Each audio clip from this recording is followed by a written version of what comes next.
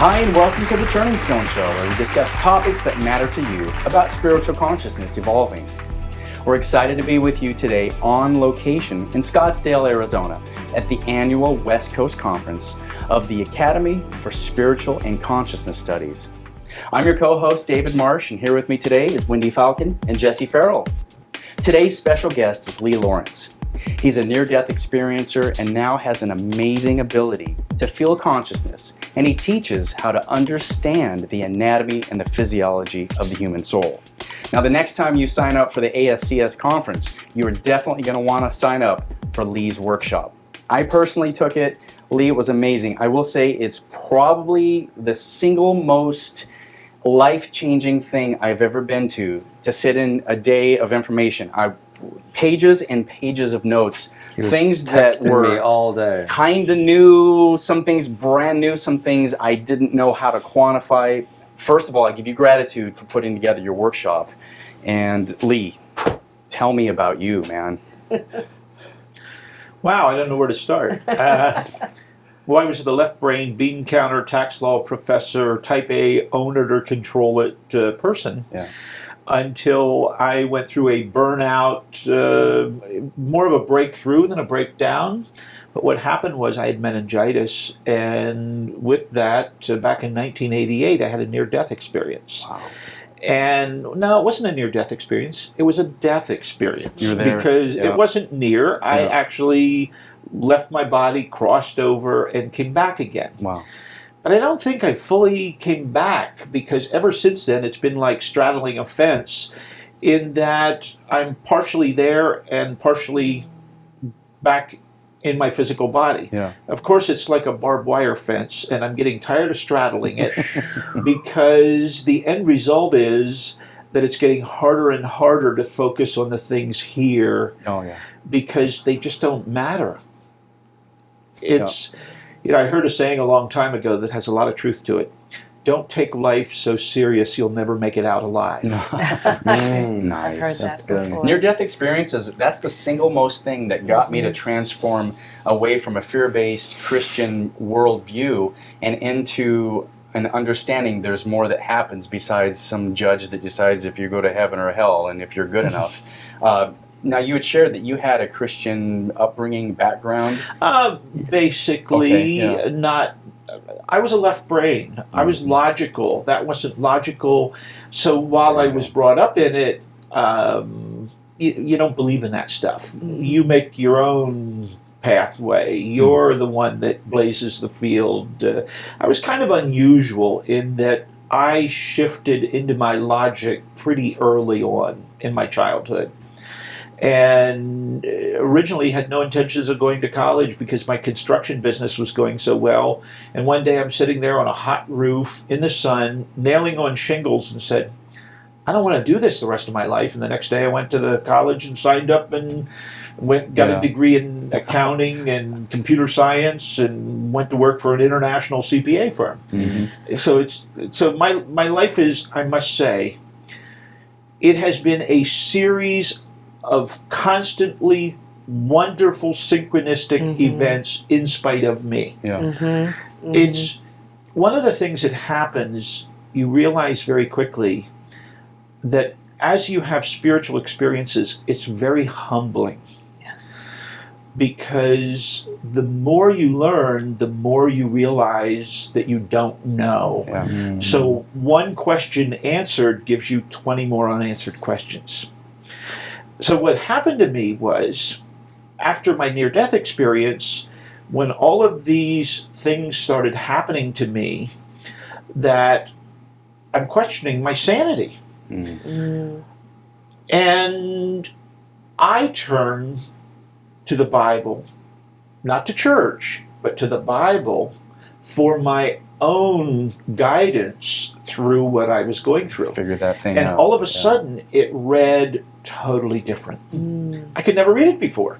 I'd start reading, it's like, it's not for me. You know, kind of like the book you picked up 20 times, and you pick it up one more time, and wow, you can't wait to turn the pages. Yeah. But what happened was, it gave me a whole new meaning.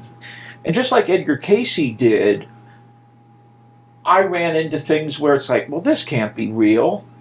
So you get the big, thick Strong's Concordance, and you just start digging for word meanings, and it's like, well, that's, there's a different understanding of that word. Mm-hmm. To give you a prime example, and I don't know where you want this to go, but I think it's Hebrews 9:27, where people quote, "You live once, and then you are judged." Yeah. Mm-hmm. Yeah. Mm-hmm. And first of all, it's really not a judgment. When I walk up to a person, I feel their life history, basically from conception in the womb through where they're at right now. So as I walk up to a person, it is their entire life is right there in sequence. Now, originally, when I started doing this, and I would walk up to a person, and it would kind of blow them away, because, well, how do you know these things? Well, right here. All these people that say spirituality is not materialism don't understand a very important concept, in that the higher you tune your consciousness, the more what is intangible, such as thoughts and stored memories, become physical and tangible and material. Wow. Mm-hmm. So your perception of reality is a function of the level of consciousness from which you view it. If I were to summarize the entire Bible, the entire Buddhism scriptures, everything in one simple statement, first of all, I think the Sufi poet Rumi, in Life is About Finding and Removing the Obstacles to Love from You. That's really what Jesus was saying in the second commandment when he said, love your neighbor as yourself. And I think it's 1 Peter 4, where Peter says, if you say you love God and you do not love your neighbor, you're a liar. It doesn't say do not love your neighbor if those are the judgments that are the obstacle to love. That's good. So cleansing our soul is really letting go of judgment. I read a book, reread it recently. It was Scott Peck. He wrote the book, I believe, in 1983, People of the Lie, and he's talking about evil. And I fully agree with what he talks about. Every human soul that was ever created is a good soul. Yeah. And just like a child that misbehaves, well, the child's good, but maybe some of their behavior's not. Yeah. Wow. But you never judge the child as bad. Yeah. So that what happens is, he talked about evil as merely an external influence that affects people who are good people but have certain behavior. And specifically, he talks about the narcissist and the attributes of a narcissist, which, I don't care what a person's religion is, if you run into a self-centered narcissist who has no empathy or compassion for other people and leaves a trail of victims, that person needs some help. That's the way I like to say it. How would someone like that get help? What's sad is, basically, you have to shine light on the pattern. But if the narcissist isn't able to even see that oftentimes, because they are so self-centered. They can't. First of all, when I'm around a person who has those attributes, like right here, I can feel the loving energy coming out of your solar plexus as we're sitting here. It tells me a lot about you. You will never, ever feel that on a person who's a narcissist.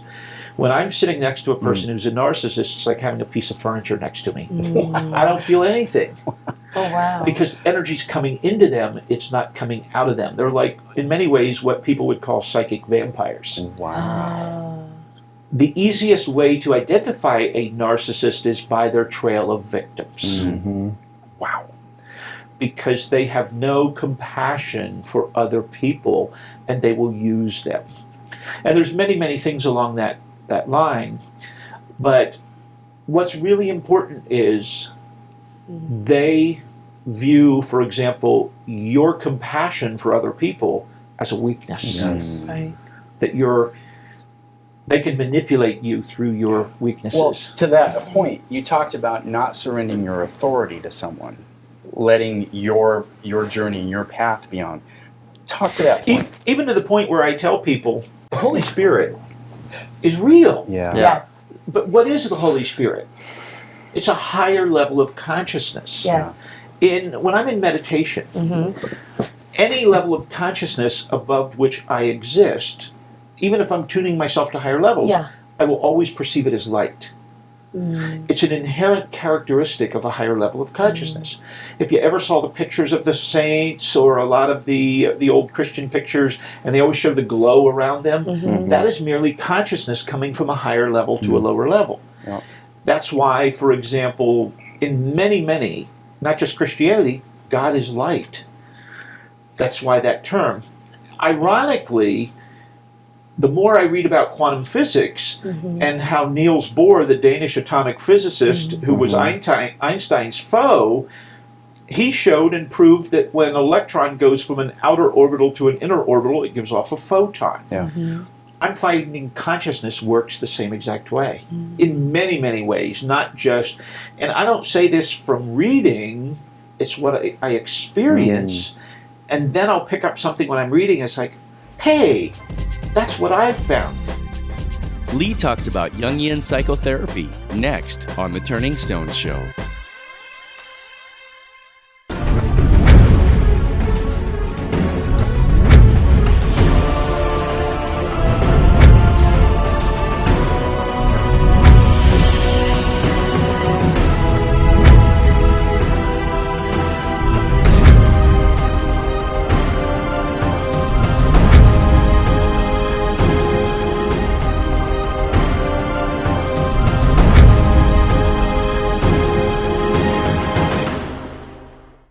Turn Your Life Inside Out is a book of articulations. Each page is a completely separate topic. This book is a pocket guide of support and reminders to give you what you need just when you need it the most. If you're listening to this now, it's because you've already chosen to head your life in the direction of your greatest dreams. If you open this book to any random page, you'll notice it's not so random at all.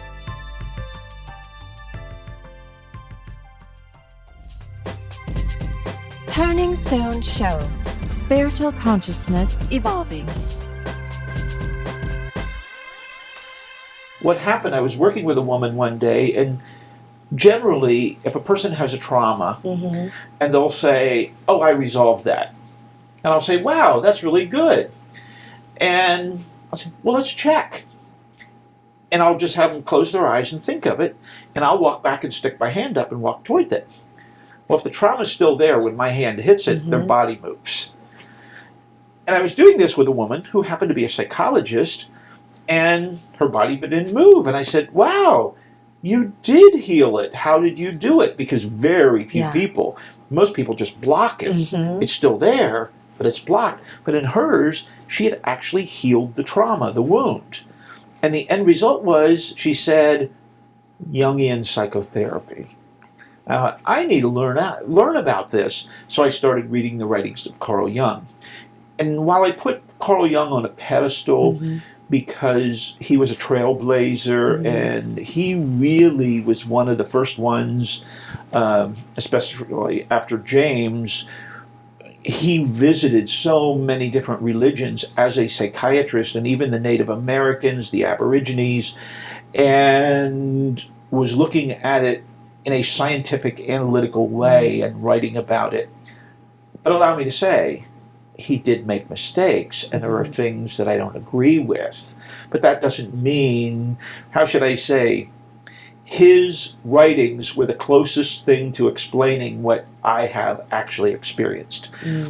A prime example is, and forgive me if I'm going to Bible scripture too much, I'm as much Hindu as I am Christian, and I'm as much Buddhist as I am Hindu. Well, I like that you're giving place to it in a good, Yes. proper setting, because too many times people distort the truth, the revelation that people had to write it down, but then they twist Well, here's the bottom line, and you may have heard me give this analogy already.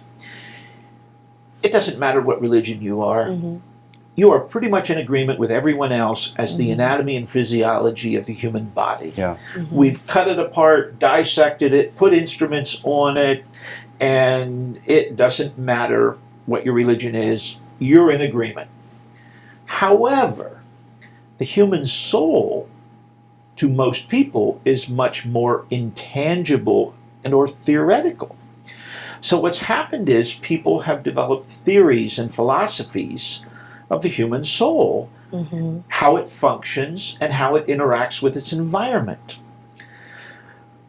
All those theories and philosophies are religions, plural, with an S on the end. Doesn't mean they're wrong. However, once you raise your consciousness and the human soul becomes physical, tangible, you can look at these religions and say, not discount them, but, oh, so that's why it says this. It truly is like the 5 blind men who are led to an elephant for the first time, and they're arguing with each other over what an elephant is, because one has the trunk, and one has the leg, and one has the tail, etc., etc. And they will argue with each other and fight with each other, and the bottom line is, they're all right, but they all have one perspective of it. So the bigger picture. So if they get the bigger picture, yes, you can actually say, oh, thank you for adding your insights and your insights, because together, back in the 90s, I spent a week with Thich Nhat Hanh, and there was a United Methodist minister from a nearby town that went along and spent the week. And he was in my Sangha group, and at the end of the week, he made a statement that was like a baseball bat to the side of my head. He said, after all my years at the pulpit teaching Christianity, which he was still doing, he said, I can honestly say that I've never really understood it until now when I'm looking at it from a Buddhist perspective. Awesome. That's beautiful. Yeah. Because when you step back, and Thich Nhat Hanh wrote a book, Living Buddha, Living Christ, where he draws the parallels right out of scriptures. It was one of his first books. And there is no difference, for example, between dying daily and the non-attachment aspect of the no-self in Buddhism. They're all teaching the same thing. Back to the question that you asked that led us into this line of thought, which is, where do we surrender our authority? There's basically 3 stages to soul development, and I do a roadmap to help people to understand that.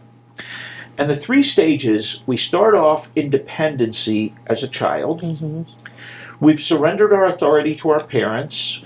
They feed us, clothe us, protect us, roof over our head, etc. As we gain some individual authority, we go through a transition phase, which is a teenage transition, which then allows us to go to the next phase of development, or stage 2, which is self-identity or self-worship. That's the ego self. I'm somebody. That self-identity exists because you took your authority away from the people that you're in dependency with, or codependency with. So you've established yourself. To some people, it's Taj Mahal self. To other people, it's a small self. But then what happens? You start thinking, I'm in control of my life. But wait a minute. Bad things are happening. I have an illness. Someone I care about's dying. And you start to go through a midlife crisis. Wait a minute. My life is falling apart. My life wouldn't fall apart if I were in control. I'm not in control.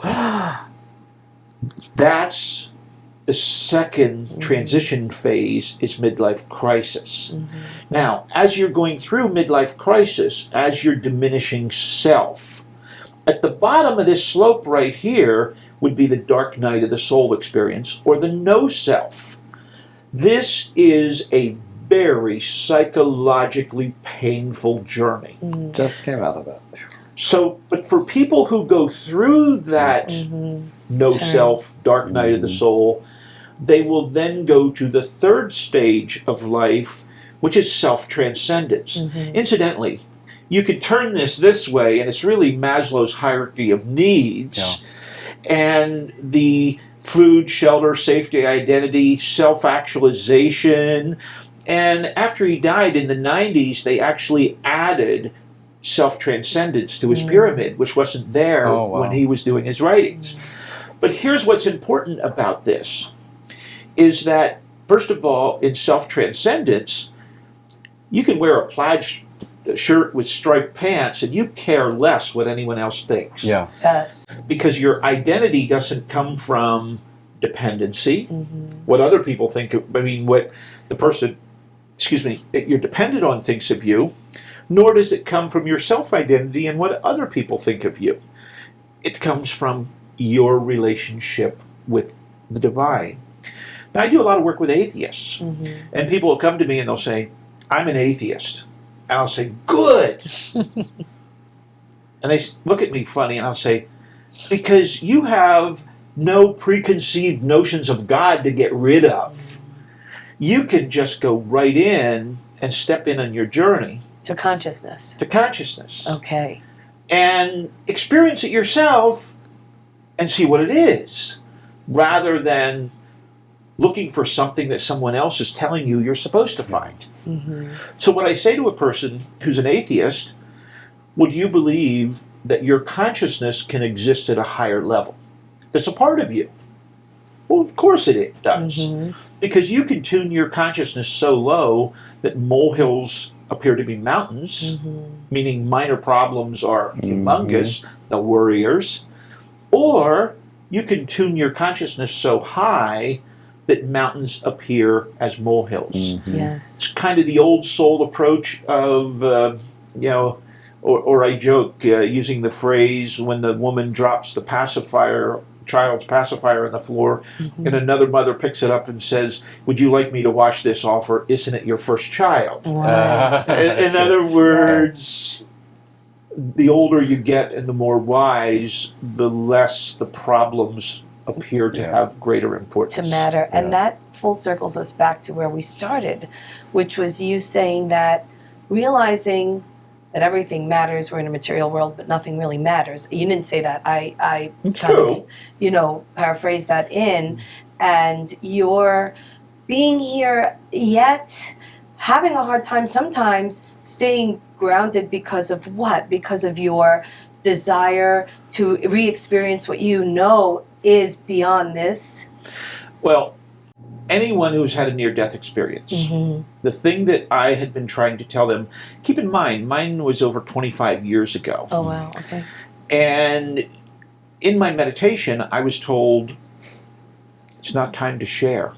For over 25 years, it's not time to share with the public. Now, I understand why, for many reasons. Number one, the timeline of what I'll call the divine plan, the way it's unfolding, you don't want your seeds to sprout in the middle of the winter. There you go. A lot of old souls who are very, very good people have developed very difficult lives to be born into. I was working with a man who said to me, I'm a bastard child of a military, of a soldier who was home on leave. And when I touch the outer perimeter of his soul, it knocks him over backwards. Wow. Because at conception, a child in the womb cannot differentiate between their own experiences and their mother's. So the greatest perceptual programming events of a person's personality happen during those 9 months. But they don't remember any of those memories, but yet that's what sets the pattern. Well, this man, because of that rejection, could never feel good enough. He could have been an Olympic gold medalist, a Nobel Prize winner, wouldn't matter. I'm not good enough because of that underlying feeling of rejection. It was interesting because he was Southern Baptist. And I said to him, wait a minute. I said, even Jesus was an out-of-wedlock pregnancy. And all of a sudden it's like, oh, yeah. His comment was, I can't wait till when I leave here to call my mother and tell her that. That's awesome. Wow. And I think that statement, I'm not good enough, is so, from what I've seen, it's out there. I mean, it affects so many people. What can people do if that resonates deeply with them, if they feel that, whether it was in utero or wherever, that they are sensing that they feel like that somewhere subconsciously? What can they do? Well, talk about self-punishment and along with that. The most important relationship that any human being has is the relationship with themselves. Coming up, Lee tells us that as consciousness grows spiritually, it expands on The Turning Stone Show. So you have a great business and you're ready to shout it to the world and start your marketing campaign, letting everybody know just how awesome you are. You're looking for some great marketing that will get your business some exposure and create a real bang in your industry. I'm talking about a well-designed video that captures the what and the how of what you do. We help you capture your business. AZ Video Marketing. Hi, I'm Jesse. Here's what you need to know about Chinese cupping. It's a great way to just tweak your body just enough to get increased performance, but also to release some of those areas of your body that you don't even realize are painful. And cupping and acupuncture are often used together, but it's an effective way to bring blood flow to a particular area of the body so it aids in rapid healing.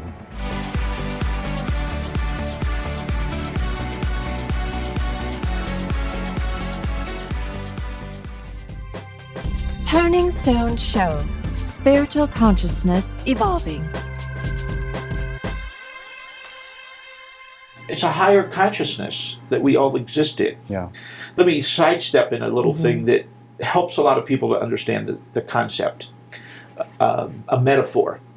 If a Christian came to me and said there's only one way to Jesus and that's through, or one way to God and that's through Jesus, I'd say, well, I believe that.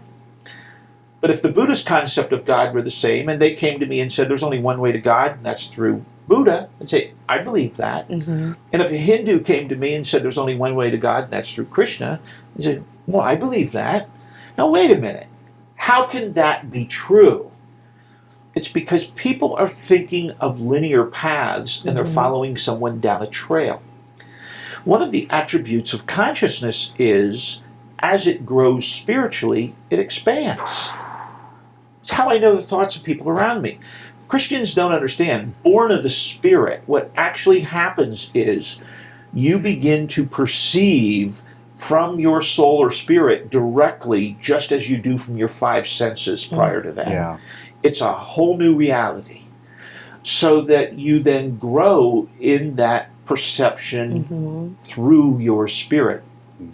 That's all I'm doing when I read people's souls. Now, keep in mind, being a skeptic and a left-brainer, I'd feel these thoughts and I'd think, I'm just imagining it. So I went back to college and picked up a degree in psychology. Well, I never considered psychology a science because of the biased variable of perception, even though they tell you, yeah, it's science, and it's science. So, but I found out that if I had a person close their eyes, and I didn't say anything, and I didn't touch them in any way, and I'm 15 feet away from them, which is about where conception and early childhood memories are stored, because that's the soul is a human soul at its base level is a minimum of about 15 feet out in all directions or 30 feet in diameter. So when I found I touched those memories, but bypassed all of a person's sensory stimulation, eyes closed, didn't say anything, not touching them, no taste or smell, and their body would move, physically move, often knocking them off their feet when I touched their memories. I'm bypassing the critical senses, therefore the critical mind, stimulus, response, repetitive. Next day you can come back and do the same thing as long as you have not resolved the wound, because memories are physical, tangible objects. The first step in healing yourself psychologically is to own whatever your issue is. It's a lot easier for you to heal it if I say to you, it's sitting right there, grab a hold of it, and you can get rid of it. It's not just theoretical. back to this model of expansion of consciousness, imagine Russian nesting dolls. You're the little doll in the middle, God's the big outer doll.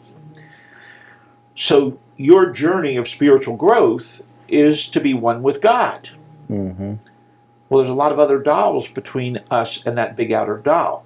Now, I'm not about to argue which one is Jesus and which one is Buddha and which one's Krishna, etc., but you can't get from that little doll to the big doll without going through every one of those other dolls in between. If you go back and read the New Testament with that model in mind, it gives a lot of new meaning. I think it's John 15 where, first of all, when Jesus goes through the dark night of the soul, he says, "My Father and I are one." Now, most Christians say that's because Jesus was God, which is true. But also keep in mind that in Matthew 13, when he's explaining the tares and the wheat, and the disciples say, "Well, I don't understand that. Can you explain it to us?" He said, "Well, yeah, the earth is the field and mankind are the good seeds that are planted here to grow." Well, whose image were those seeds created? Well, what do you think they are seeds of? Mm-hmm. And remember, the weeds were planted while we were asleep. That's really what's happening right now. We are going through a great awakening. Mm-hmm. What is that great awakening? It's moving through the dark night of the soul to the transcendent self or the spiritual self. So when you're in that midlife crisis, what happens to some people that decide to divorce the wife, find somebody 10 years, 15 years younger, well, that's get the option sports one. car? Mm-hmm. That's option one. You basically, when you're going through a midlife crisis, let me explain a couple things. As you are going from dependency through teenage transition, validation is what builds the ego self. I tell you how good you are and you believe it and you feel good about yourself. Yep. Validation. Just as validation builds the ego self, love is what builds the transcendent self. Beautiful. That's beautiful. Oh my gosh. In this model, incidentally, resonates. and I wish psychologists understood this, That's beautiful. because depression can only be experienced when you're letting go of something that you're attached, which is consistent with the Buddhist concept of pain is caused by attachment. Well, if I'm in here, what am I attached to? To someone else, the dependency. So depression will only happen when you're stepping out of the attachment and dependency, or when you're trying to let go of your ego self. What that means is that for people who are in depression, and this is why Viktor Frankl, the Viennese psychiatrist whose family was killed by Hitler, and he wrote Man's Search for Meaning, which is such a valuable book for people, because what it says is, don't look forward, don't look backward, look forward. So if I am a teenager, do I want to hold on to my parents, dye my hair green, get a lot of piercings, get a lot of tattoos, rebel against them? No. I want to form an identity of who I want to be down the road and focus on who I want to be and do whatever I need to achieve that goal of who I want to be. That's man's search for meaning. You will not get depression when you're focused on moving forward. The same thing is true in midlife crisis. If you focus on, I lost my job, I lost my identity as a father when my child died, I lost my identity when my spouse divorced me. These are all things that create depression. Or someone died that I'm close to. Because those we are letting go. Once we transcend and we start focusing on the divine, we don't have that pain and we don't go into depression.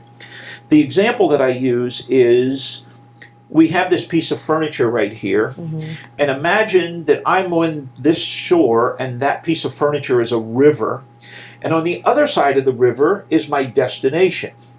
So let's say I'm diminishing self and I want to be Christ-like that's my goal. That's who I want to be. Well, that means I have to get from here to that far shore to be Christ-like. Well, in here is this river, and it's got rocks, and it's got all sorts of obstacles and rapids, and I get in a canoe and I focus on that far shore, and I say, okay, what are the characteristics that I need to adopt? What's the value system? And I focus on who I want to be, and because I'm looking forward, I can maneuver around the rocks and adjust for the wind and adjust for the current. And I may have to portage up the far shore to get to my destination, but I'm focused on it and I'm going to make it. If you're focused on what you're trying to get away from, which is this shore, and you get in that, imagine crossing that same river in a rowboat. Which way are you sitting in a rowboat? You're facing the wrong direction. You're facing the opposite direction. You're focusing on what you're trying to get away from. And the end result is you're not going to see those rocks. You're not going to see the rapids. You are going to run into every single obstacle in that river, and you may have a bumpier road through life. This is why a lot of people who are in dependency type situations end up having one catastrophe after another in their life, because they haven't turned around and look where they're going. It's like they're walking backwards through life with no plan as they're letting go. So it's really good to have this roadmap. I can do that same thing through teenage transition and say, well, my son came to me when he was in 11th grade and he said, Dad, what should I be when I grow up? And I started laughing, and I said, that I will never, ever tell you. But I will tell you it's okay to change your mind, because here I am at the time in my mid-30s, or 40, I don't remember, and I said, I still haven't figured that out for myself. So, but the key thing was, you're doing it for you, you're not doing it for me. Coming up, as your consciousness expands, it becomes more aware of unity. On the Turning Stone Show. Working with the criminal justice system is not a do-it-yourself project. Here at the Barber Law Group, we help people, whether they're facing criminal charges from felonies to misdemeanors, DUIs to assaults, or appealing a past criminal conviction, or maybe expunging a prior record.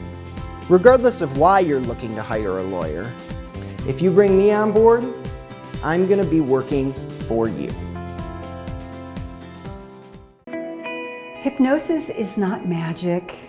It's not mysticism. It's science. My name is Cynthia Beck, and I'm a master hypnotist. I've been studying hypnosis and energy for the last 30 years.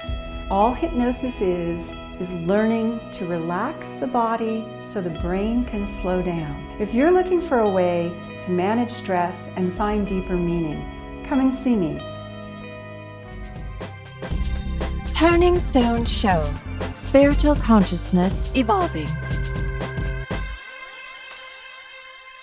In the PowerPoint slides that I didn't have time to show, I have one that starts out and it has 5 little upside down pyramids with the point down.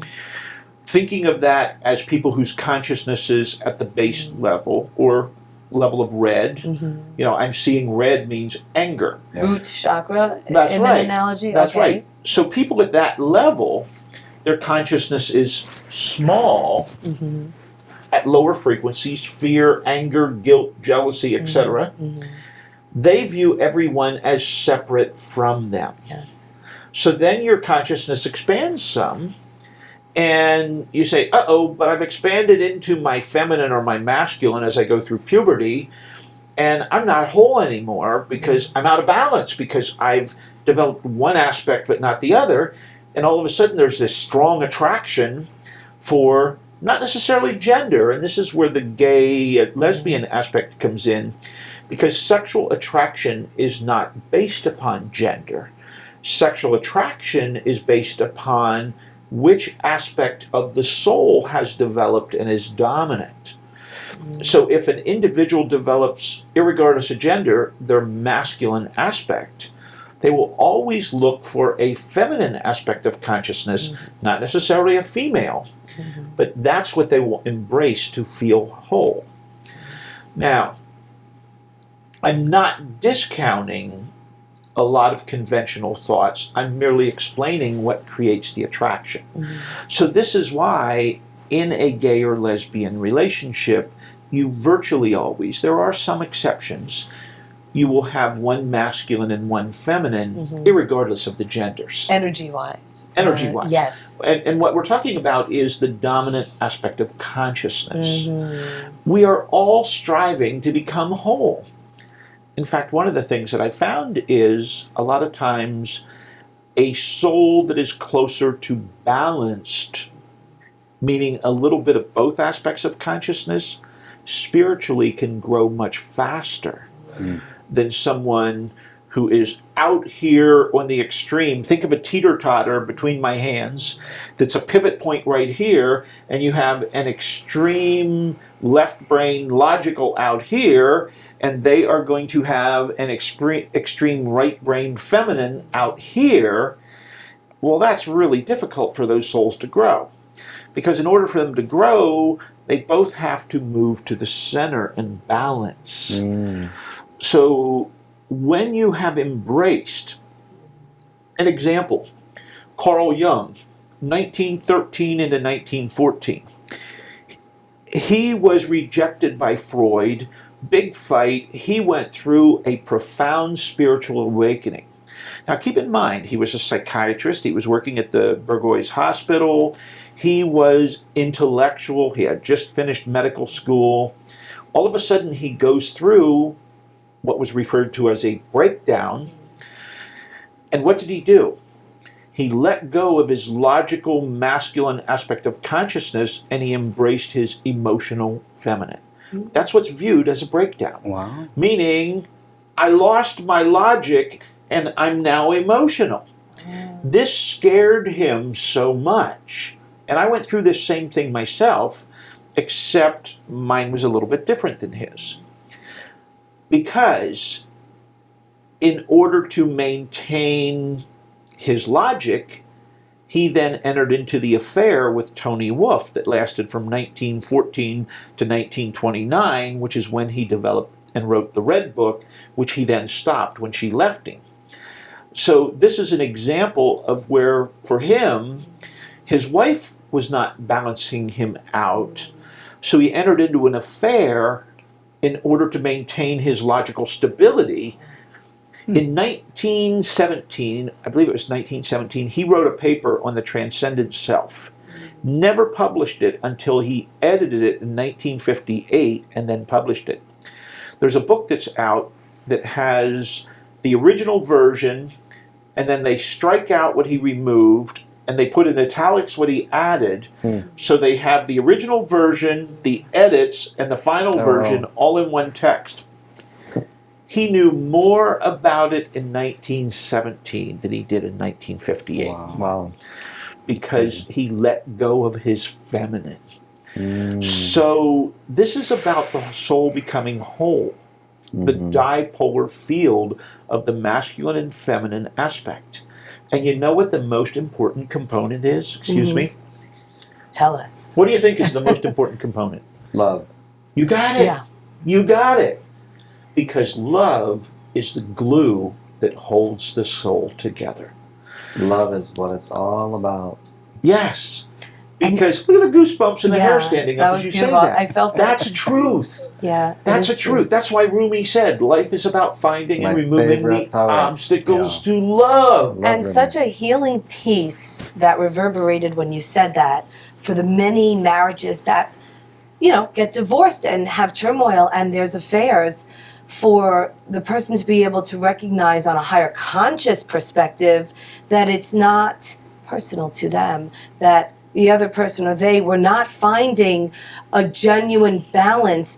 And so it's almost universally like you kind of get pulled or pushed in a sense from a conscious perspective to search out that balance. And it's a lot of personal, people take it personally when something like that happens. And it's just such a healing piece that spoke to me when you said that. What's happening is within you, your divine masculine, which is what Jesus referred to the Father energy, is merging with your divine feminine. Now, think of that light right there.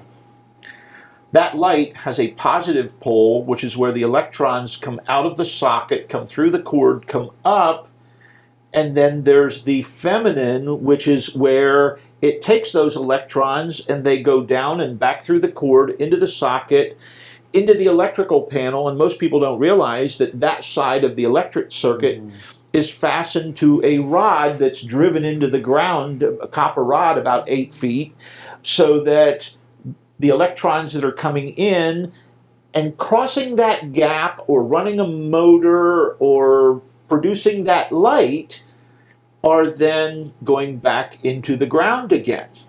So all you're buying is a flow that you're letting go back into the earth at your place. The same thing is true in spirituality, is you're bringing in the divine masculine, which in the Hindu concept, they talk about the divine feminine as the kundalini coiled at the base of the spine, and they talk about it as a feminine awakening, but they miss something really important. Your divine feminine does not awaken until your divine masculine knocks on its door. So the nirvanic feeling of a spiritual awakening, or the heat, for example, is the cleansing of the circuitry as the two are merging. It's your masculine and your feminine merging within your consciousness. So why is that happening when I'm next to you at a higher rate of speed? Because I said a prayer when I sat down here, and the prayer was, use me in whatever way. Make my words your will in whatever message is to get out. So I'm sitting here roasting for the same reason, goes back to that when an electron goes from a higher to a lower, it has to give off energy, and it does it in the form of light. But it also does it in the form of heat. So that same thing. Now, I feel it as well. Well, so Jesse sat through your session, and what happened to you the whole time? Tell the I was audience. crying the whole time. that's cleansing. Well, I know that, but there was also just an element of it that was so... There was almost like this being at home, like, oh my gosh, here's somebody who is saying what I understand, what I say, and communicate to my clients on a daily basis. You're doing it like that, and I'm spending hours and hours and hours doing it. But it was like different paths, but still the same message that's getting there. First of all, we're all equal. We're all equal. Now, it doesn't mean we're at the same level of development, but we're all equal, which means our potential is all equal. You know, is a first grader worth any more or less than a senior in high school? No, in fact, they may even surpass in ability that senior in high school. So we are all equal. Everybody's in the same boat. Everybody's going through something, an awakening process, but there's people at different level. I will guarantee you that there are people that are watching this video who are sitting there going through the same exact experiences that you were going through. And that they're saying, wow, I want to hear more of this. Something's ringing a truth in this. And here's why for many people. Because for many people, they're not learning. They're remembering. And this conversation is triggering old memories Of truth. that are of truth Yes. that are coming to the surface.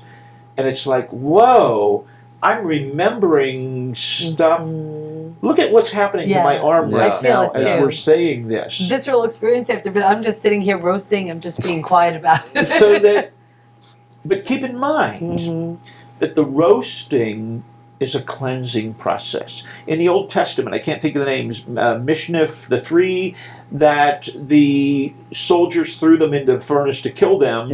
And the soldiers who threw them in were killed, but not the people that were thrown in. It's because once your consciousness is that high, fire doesn't harm you. Yes. The misnomer in burning witches at the stake was, well, if they're filled with the Holy Spirit, we can build a fire around them and it's not going to harm them. That's where that came from, that concept. It's a misnomer the way they were doing it, because just because a person has opened a little bit doesn't mean that they've finished the journey and are purified. Coming up, Lee talks about the changes that the Earth is going through on The Turning Stone Show.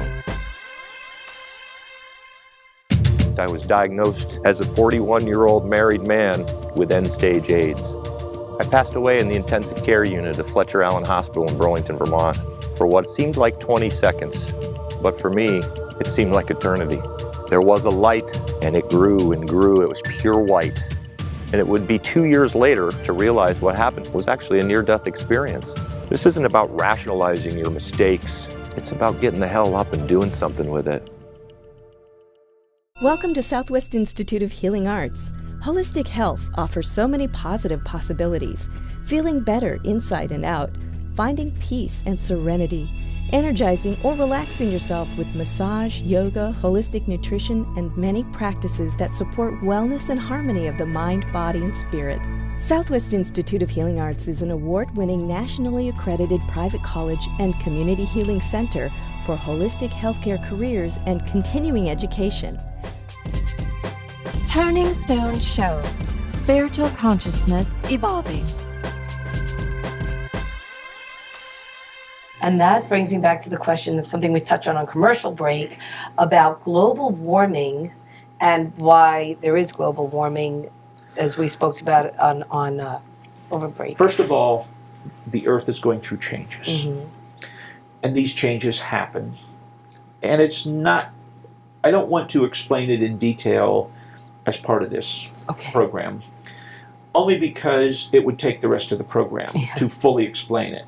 So at this point in time, just allow me to say the Earth is going through some major changes, what I will refer to as a perfect storm, that is something that is predictable when you see the grander scale of the lifespan of the Earth and the development and so forth.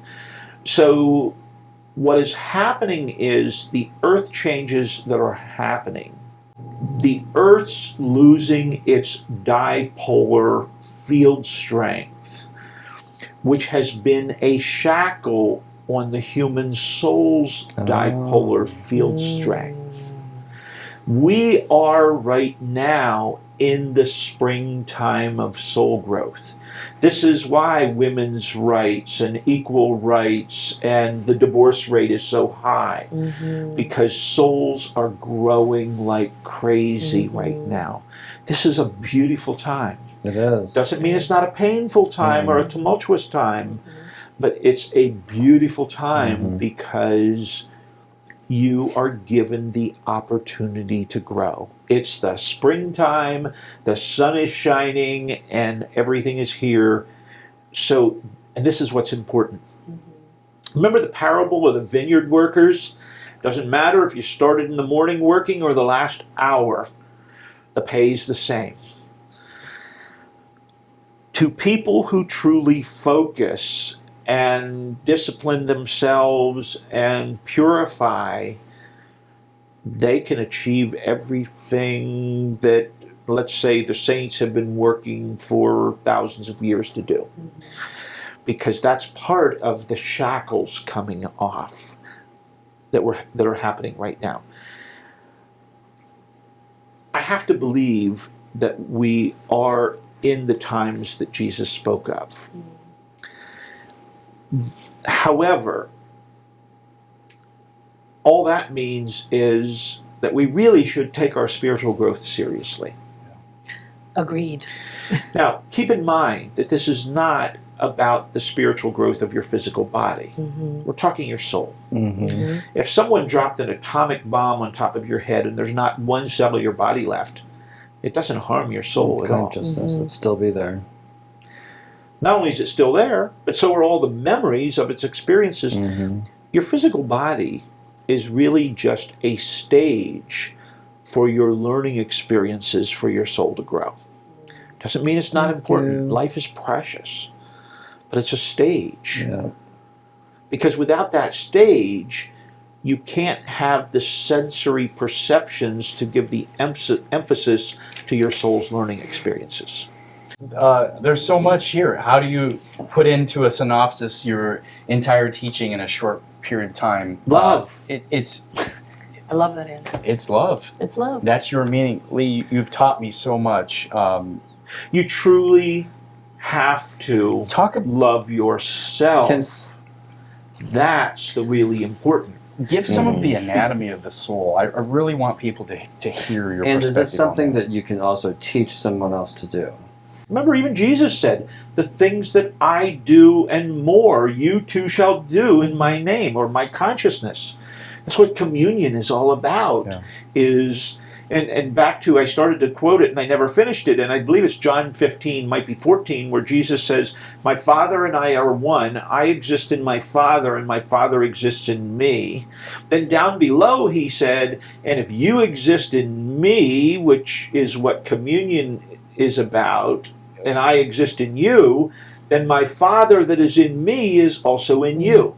Now, try and figure that scripture out without a model of Russian nesting dolls. Once you think of that, it's really easy. Or Matthew 24:25, where Jesus says, beware of false prophets. If they say he's in the field, in the wilderness, don't believe them. If they say he's in the inner chamber, don't believe them. Because like the lightning in the east is seen in the west, so will be the Messiah. And my comment is, wow, he must be one heck of a big dude. Now, it's that your consciousness expands and you realize Christ is already here, waiting and giving you the Holy Spirit to help you grow to the point where you realize exactly what Jesus said when he went through the dark night of the soul. But instead of saying, my Father and I are one, we'll say, Jesus and I are one.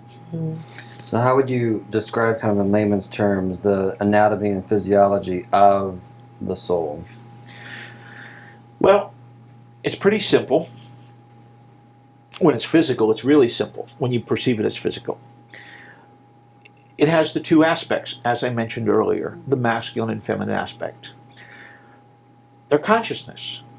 Now, only at this level are they two aspects. The separation.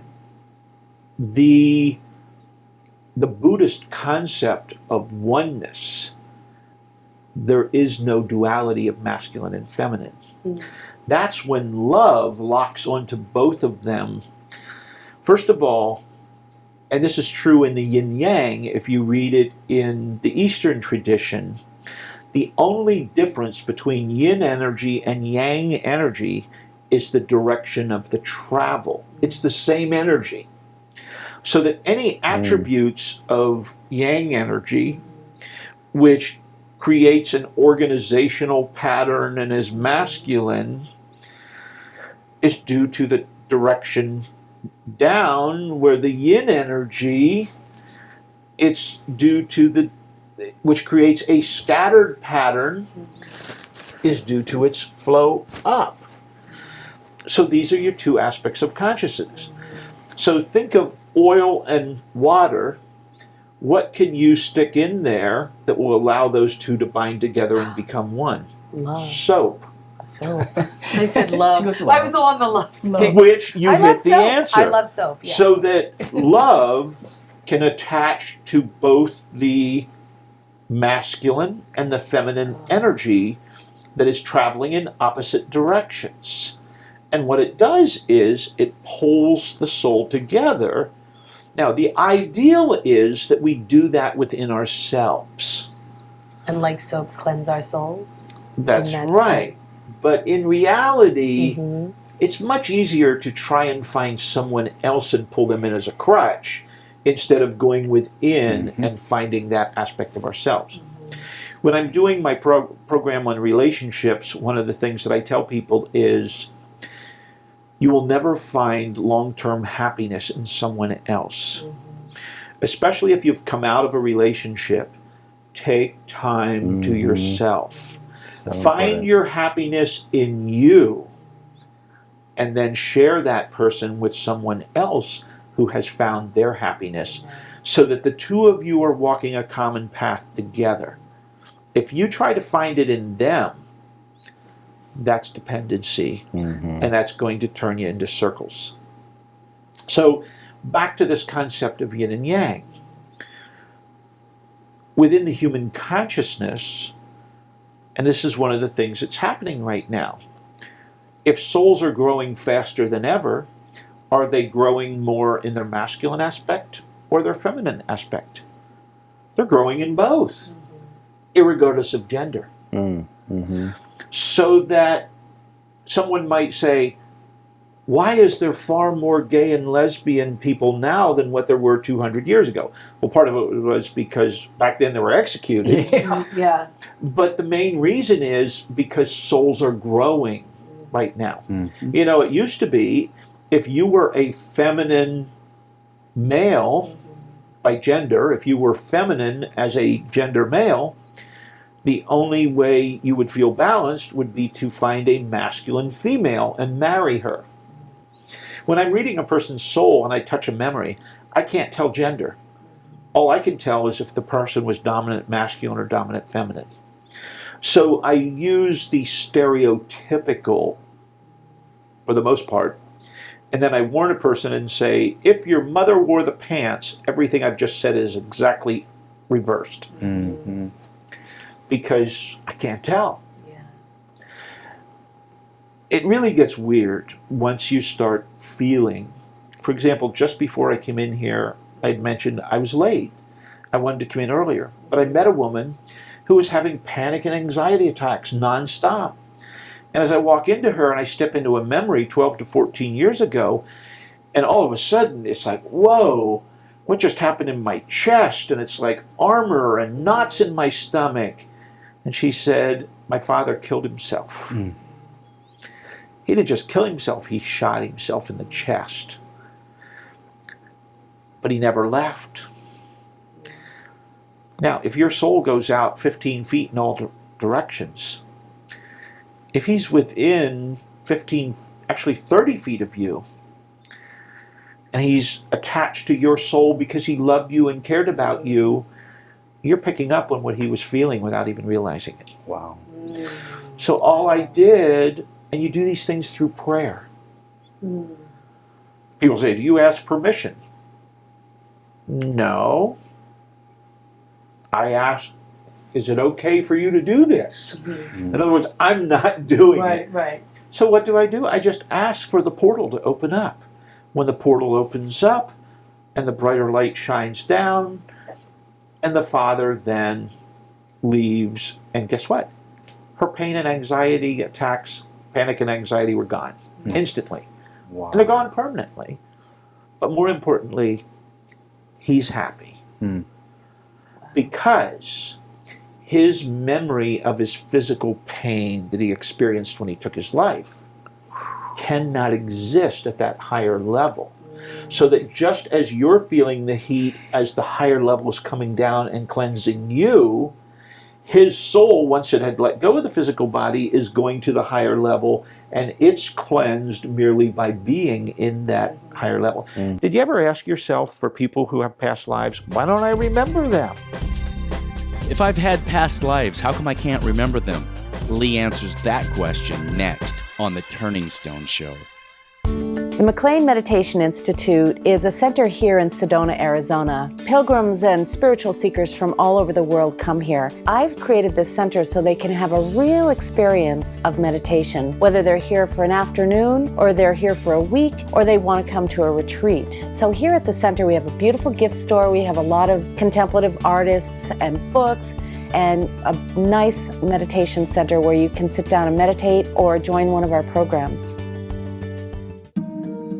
Hi, I'm Martin Baratella. I've written 4 books. Every one of the books is titled Field of Love from an experience that I had a number of years ago. This one right here, which is called Field of Love, How to Experience the Field, is a book of some of my most intense experiences. The Kindle version of this book is free, so I just say go on to Amazon if you like that book. This big book is my memoir. The unfoldment of consciousness can look like when you don't censor it at all. Turning Stone Show. Spiritual consciousness evolving. Did you ever ask yourself, for people who have past lives, why don't I remember them? It's because they're mostly low-level frequency memories, and when you left your physical body and you went to the higher level, they were wiped clean, just like a magnetic tape eraser. Mm-hmm. You ever see one of those that you put Yeah. on top of a cassette tape and you hit the button and whap, everything's out? But it only does that to low-frequency memories. And then, you're prepared, time to be born. However, I mentioned 15 feet out are the conception memories. If I take a small step backwards, there's the last memory at the end of the previous life. They're all right there in sequence. Wow. This is why children remember their past lives, but then they forget them, because their consciousness is very close to the stored memories at the end of the past life. Wow. We're going to have to scrape the ceiling. My mind just blew. Years ago, I was reading Paramahansa Yogananda, Autobiography of a Yogi. Fabulous book. Yep. Mm-hmm. And he says, here comes a man whose soul is like a lake, or as a lake. He's followed by a man whose soul is as an ocean. And that puzzled me. How can this be? Imagine every time you live a life, your soul expands just like a growth ring on a tree. Well, you may have 1,000 growth rings out there. You might be a giant sequoia, or you might be a little sapling. But stop and think what happens to trees when you have really good years and lots of sunshine and lots of nutrients, and all of a sudden, and lots of sunshine, remember, lots of light, and all of a sudden, the layer that builds up for that year is really thick and really big, and the tree gets really big. It's exactly what's happening to souls right now. Yeah. And how much of 9/11, or even now 11/9, like kind of that polar opposite, how much of that is impacting or that are part of that story? Because there was an energetic shift that happened from 9/11, and then a lot of people felt that same consciousness and shift in 11/9 as well. There are multiple shifts that are taking place. There is a great shift in the direction of fear. When consciousness shifts in the direction of fear,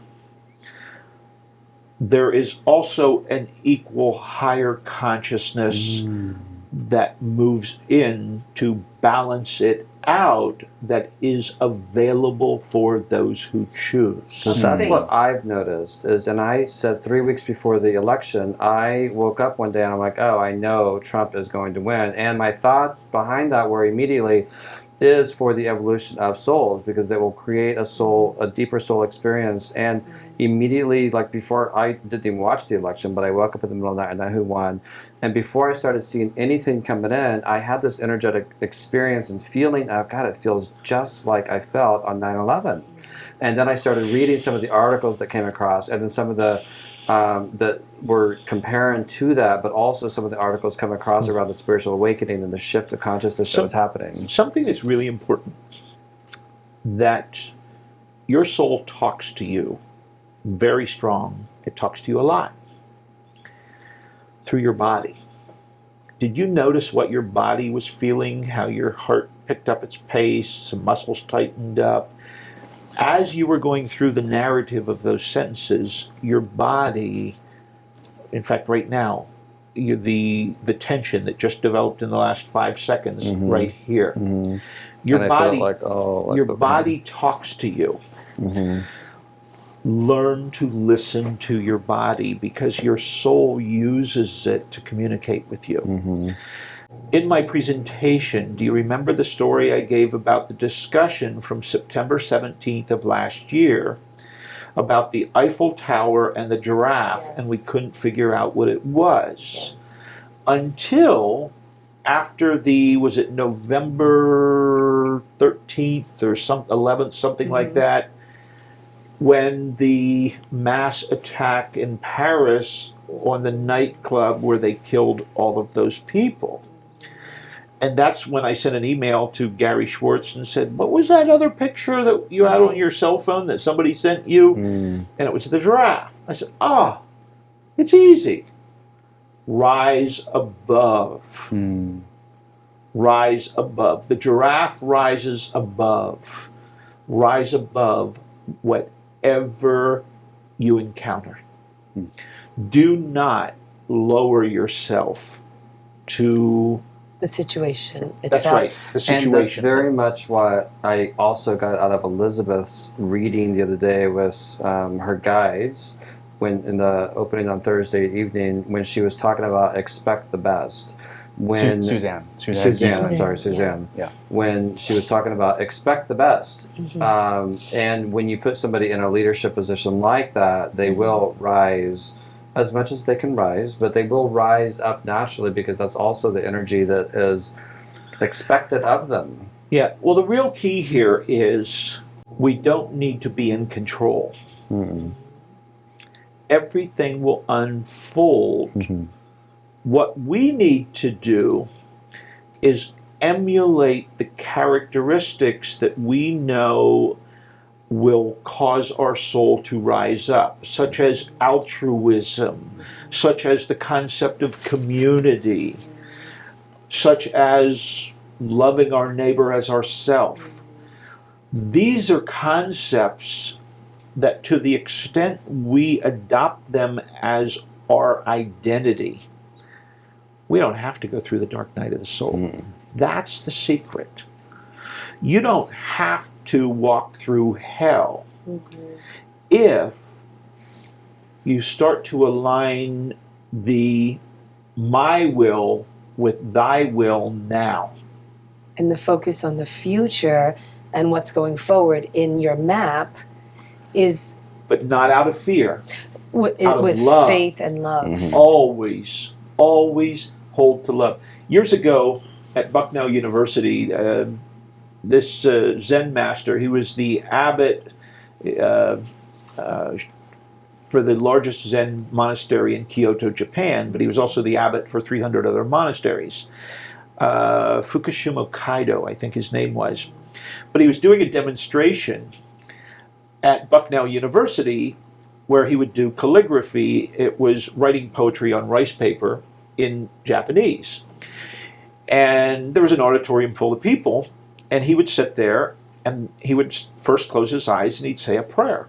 And I'd watch the white light connection as the white light energy flowed into him. Then he would disconnect, open his eyes, and take his paintbrush and his inkwell and do the poetry, the calligraphy on the scrolls of rice paper. And then he would do so much on the rice paper, then he would stop, close his eyes, reconnect, and I'd watch the white light come down in again, and then he'd open his eyes, disconnect, and as he's painting, I could watch the white light flowing out onto the rice paper as he's writing his poetry down. So afterwards, there was a small gathering, and I'm sitting on a small sofa like this next to him. I said, "May I ask you a question?" And he said, "Well, sure." I said, "I watched you, and I watched you say your prayer, and I watched the divine flow in. And then I watched you open your eyes, and you disconnected, and I'd watch it flow out on the paper, and then I watched you repeat the process again and again and again. Why did you disconnect when you were putting it on the rice paper?" And he just started laughing and laughing. His nickname was the Laughing Buddha. And I'm just sitting there like, what's going on? And he can't stop laughing. It's because the question wasn't for me. The question was for him through me. You need to rise above and stay connected at all times. Wow. That's one of the big dangers of going out and start sharing. Because people want to raise you up and put you on a pedestal. When people raise you up and put you on a pedestal, there's a period of euphoria with that feeling of raised up. And the temptation is to let go of your own connection. And once you do, anybody that raises you up is going to let you drop too. Yeah. That's what happens to a lot of the stars, where they're raised up and all of a sudden they're put on the back on the discount rack and wham, they go into a deep depression. Same thing happens in a spiritual awakening process. If you start to say, I'm somebody special because I had this experience, and you develop a spiritual ego and you own the experience as a possession, and when you do, you lose the benefit of it. So, Peter Anthony, is it Peter Anthony? Is his last name Anthony? From The last speaker. night, the last night speaker. Yeah. He talked at the end of his talk. He talked a lot about the rise of feminine energy and how that was so needed and necessary right now in our expansion of consciousness. Can you say a little bit about that? Because like Dave, I think in the books where it kind of started the show as well, kind of the conversation started the show was Neil Donald Walsh with Conversations with God. And he talks a lot about how it was a matriarchal, when it ended up being a patriarchal society. And now there's this rise of feminine energy, but also like the masculine energy seems like it's been kind of squashed. Well, there's a lot of people, as they're hearing what I'm about to say, their hackles are going to go up. Oh, good. And by the time I finish, they're going to start laughing. Okay.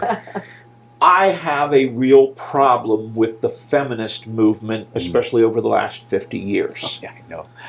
I have a real problem with this feminist movement. And why is that? Because they fought for the right to make the same mistakes that men have been making for centuries. Which is the same thing I'd say about the gays fighting for gay marriage. Yeah. What happens here I'm a gay. is... I'll say it like they're separate people. What happens here is men have built Taj Mahal egos, which are obstacles to spiritual growth. Traditionally, women have grown faster spiritually than men because they don't build these big Taj Mahal egos, and therefore they don't have to tear them back down again in order to move forward. Coming up, Lee talks about how building the ego can slow your spiritual consciousness on The Turning Stone Show. I'm a teacher and I'm a coach, and my purpose is to really help other people find their purpose and to not settle. Most of the time they're stuck and they want something more for themselves. I mean, what I do for them is I help them get clarity. I'm very grounded, like I have a calming energy for people. And I teach them how to listen to their intuition and get really quiet. We have to really listen to what the truth is within ourselves and trust it. Thank God for problems. Problems are not what you think they are. Problems are an opportunity to bring clarity about the things you truly desire. Problems create outcomes and feelings that you do not like. And the moment you encounter someone or something you do not like, it brings clarity about what you do like. I promise there will never be a time where problems cease to exist, but your interpretation of what they mean is where your freedom lies.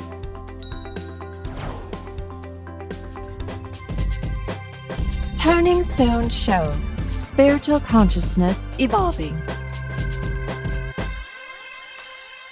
So what's happening is women who traditionally would move through that much faster because of a life of servitude, they take their authority from other people, but instead of building this big Taj Mahal, they just quickly surrender it to the divine, and they grow very rapidly. Women are now building the same Taj Mahal egos that men have done for centuries. And it really isn't good or bad. It's just that when you understand the spiritual growth process and how humility, your strength comes through your weakness. Will it bring a balance then to the masculine and feminine energy the key on the physical right level? there. Yes. Bingo. Is that why it's happening? It's not only bringing the balance. What happens when you have love? The two become because one. and the feminine energy is going to bring more love to that, more so than the masculine energy would have brought. It's going to consciously. It takes both of them. It's balanced. Balanced.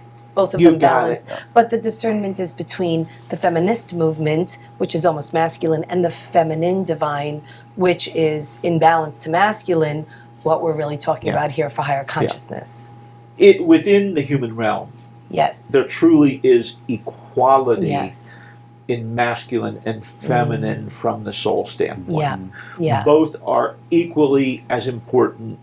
Now, which one is the most important? Whichever one you don't have at that moment. Enough of. Because you want the other one in order to feel whole. Yes. How would someone know where they're out of balance of masculine and feminine, and how would they begin to develop their love energy? Let's say they're using love specifically to balance themselves out. How would they know where they're out of balance and how to bring that back into balance? Oh, by merely resolving the issues in their relationships. Oh, beautiful. Doesn't that sound simple? Yes, but how do you know what are the issues like at hand? Like, how do you, they come you right here and understand they that? stare you in the face and they beat you up? You mean the ones that don't feel so good, Yeah, right? Those- but those. here's the key.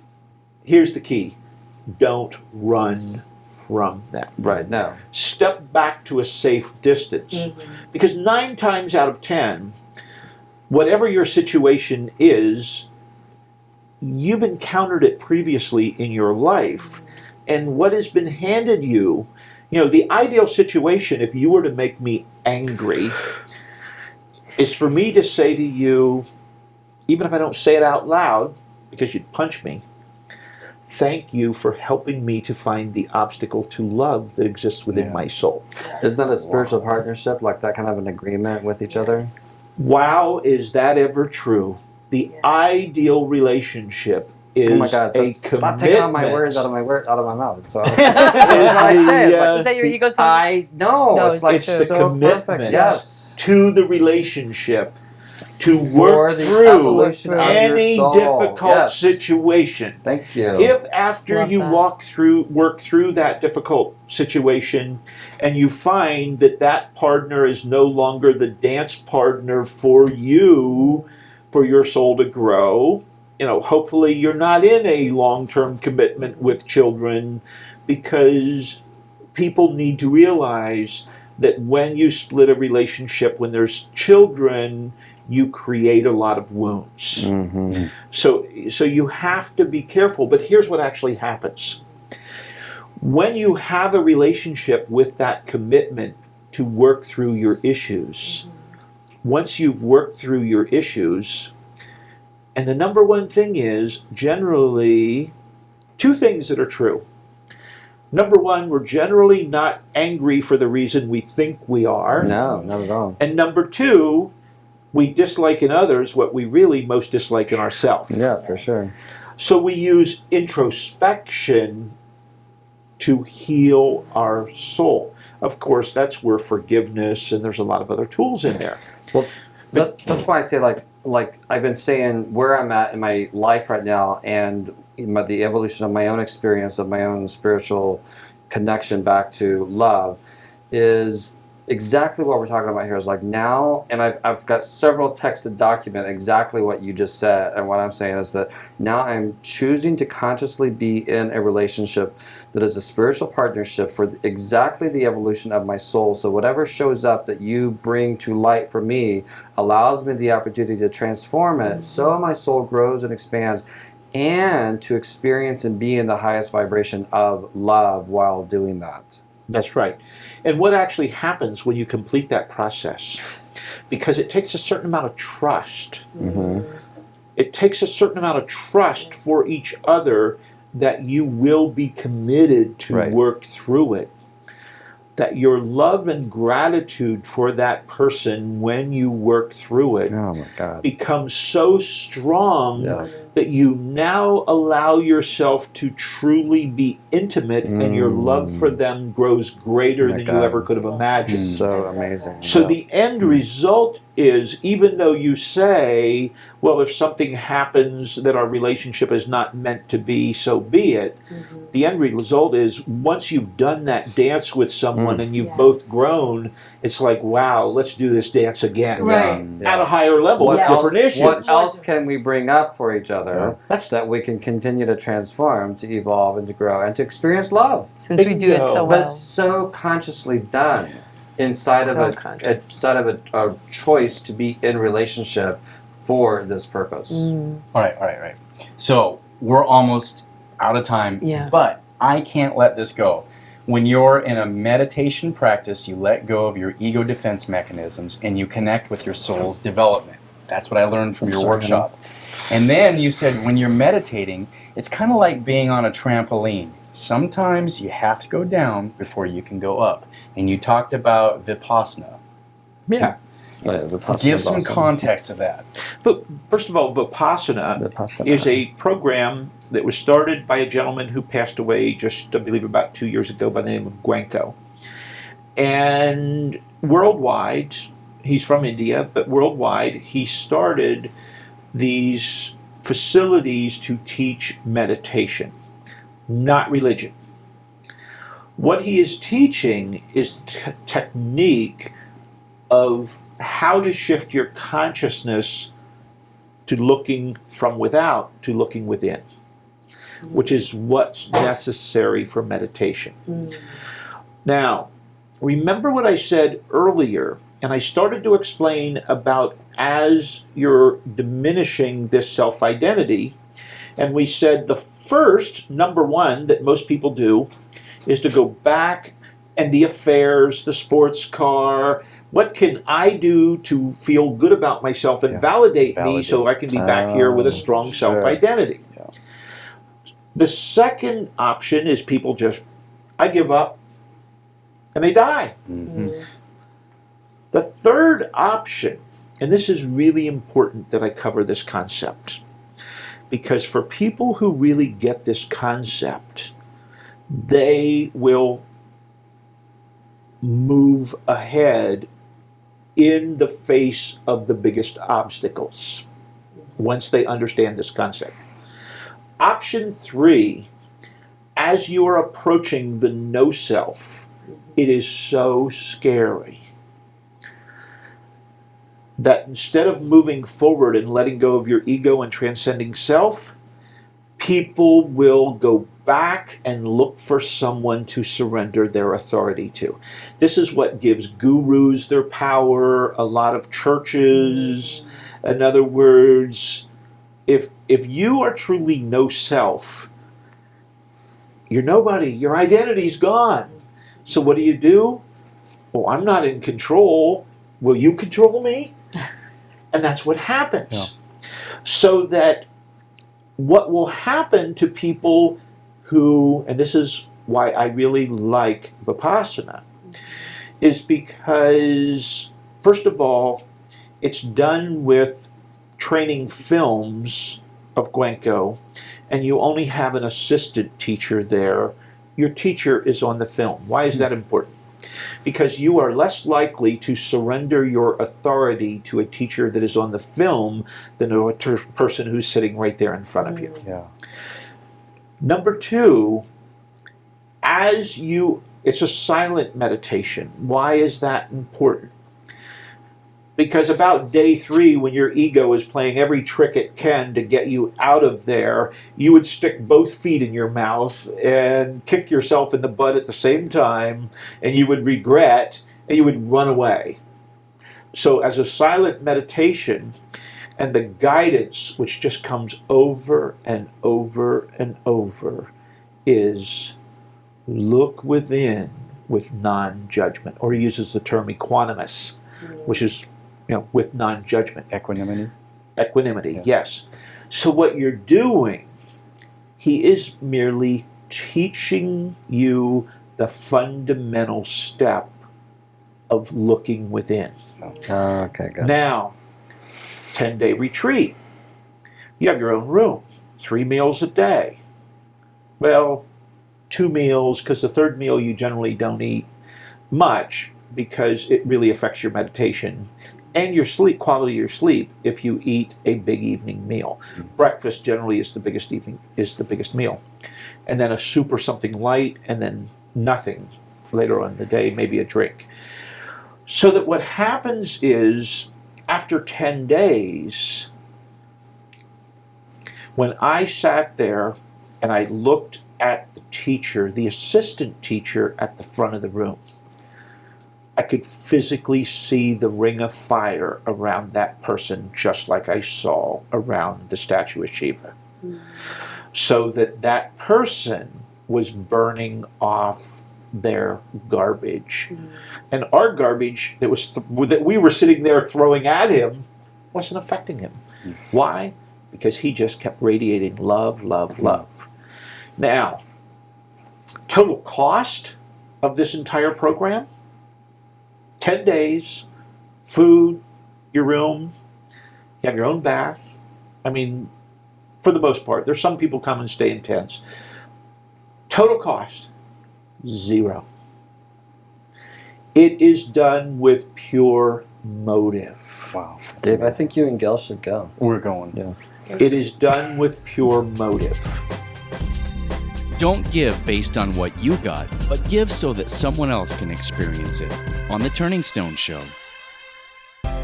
My patients come in and they are looking for one thing. They are looking to be happy within themselves. And so when I take them through the process of transforming their scar, their skin, whatever it is I'm working on with them, I'm also giving them hope and confidence. Their inner beauty is not only really who they are inside, I want them to feel like they're just as good as anybody else, no matter what.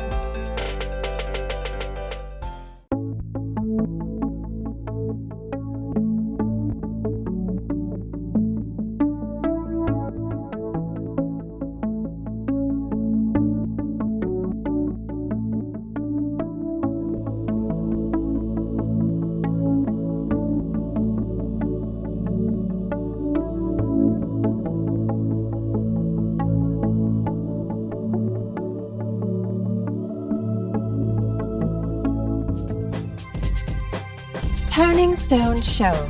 Spiritual consciousness evolving. And one of the things they tell you at the end is, we do function on donations. If you choose to give, don't give based upon what you got. Accept that with unconditional love. But if you give a donation, give it so that someone else can experience what you received. That's one key that's really important. The second thing is, we would much sooner have you come back and help and act as a server in the dining hall or to work here for 10 days than what we would have you just mail us your money. Wow. So that what happens is purity of motive is maintained. Wow. You will find that in very, very few spiritual growth facilities, especially the ones that are churches. I have a friend that does it 2 or 3 times a year. He loves it. Cannot recommend it enough. How is the experience of sitting there for that long, though? Because you have to sit. You don't get to lay or anything else. And I guess I've had some struggles with it because I hear like, you have to sit, you can't do anything else, you can't lay, and you can't do any other kind of meditation practice. Like you'll have to promise to only do that kind of meditation practice. Do you meditate on your own? I do. Okay. If you sit there for an hour, I wouldn't. What does it seem like? I've never sat for an hour. Here's what happens, and this is the key. Remember what I said earlier? Your perception of reality is a function of the level of consciousness that you view it with. Yeah. And consciousness expands at the higher levels. Time is not just a function of the speed of light. Time is a function of the operational frequency of your consciousness divided by the speed of light. Okay. So to the extent that you are cleansing your soul and you, by getting rid of your ballast and your anchors, which are all of these obstacles to love, and you raise your consciousness to a higher level, it has just increased in processing speed. It's not that difficult to have it approach and surpass the speed of light, at which time time collapses. It's very similar to going to sleep, and 5 minutes later, your alarm clock goes off that you've just slept for 8 hours. when you truly reach the higher levels in meditation, time collapses. Mm-hmm. So that you can sit there for 2 hours and it seems like 10 minutes. Mm-hmm. So the primarily is like it really teaches you to go within for your processing and for your healing and to find love within versus looking without. Is that what I heard you say earlier? Bingo! You got it. Mm-hmm. You got so it. if you're able to do that other ways. There are other ways. What avoidance to go in and sitting for 10 Yeah, minutes. avoidance tends to just set us up to come back to the same situation again, usually in a little bit of tougher environment. That's an You know, it's kind of interesting- like, why do I keep entering into these relationships with people that are always the same, like this? Is it the concept that if you ask for certain things, maybe growth, maybe an easier time, and then things come in as opportunities, if you don't take it? Stop asking for things because you might get what you ask for. Exactly. It is much better to say, guide me. Guide me on the path that is best for me. Mhm. And just go. Surrender. Because if you start saying, I want, or please give, or help me, you're saying, I want to be in control. Determining with That's the your mind. ego. Can you do that with all of your belongings also? Like if you're doing a cleansing process, like right now I'm in the process of cleansing out a lot of just physical belongings. Oh, if you're getting rid of these cameras, I can help you. No, No, they're not Hunter Daves. They're not his, pal. But I'll put here's them the over in my way. garage. But here's the way you do that, and I say that jokingly, of course. Here's the way you do that. That doesn't mean that you don't have possessions, No, yeah. but you don't view them as yours. Right. You. But could you also ask for them to be, if now you're conscious about what is in your surroundings, you could also ask certain items to have what's best for them. And if it's best for them to go and be in another place, then they go. If it's best for them to stay in your sphere, then If they you want to stay. frustrate yourself, yes. Okay, so what's the easier way? Because I've got a whole garage full of shit that I need to get rid of. First Do of all, something. you have to view it as we own nothing. Everything belongs to God. We are merely the temporary custodian for God's purpose. If God's purpose is to give it away, so be it. You always look to God because spiritually, it's not having the possession, it's being attached to the possession, which makes it an anchor and stops you. Which is then that's why we go through the physical process of going through each item and seeing what the attachment is. Okay, well this has an energy to it, let go. This one makes me feel good, keep. This one, no, let go. Which is why we go through that process. So now that I understand, that makes more sense. Which is a good process in itself. Yeah. It is, but is an alcoholic who is a dry alcoholic and given up alcohol, are they still an alcoholic? It's not the fact that they've given it up and gotten away from it.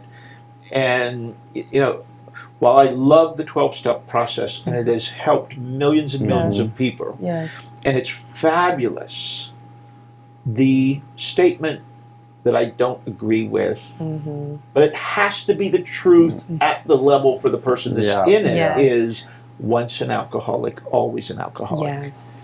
Because the 12th step, when your soul is cleansed, no, it's not the same. Because it's not that you're going to go drink, it's that you no longer even feel the desire to go and drink. Yeah. Lee, Can I elaborate yes. one little point on Yes. that? When I'm around people who have addictions, no matter what the addiction is, what an addiction is someone else is holding your power.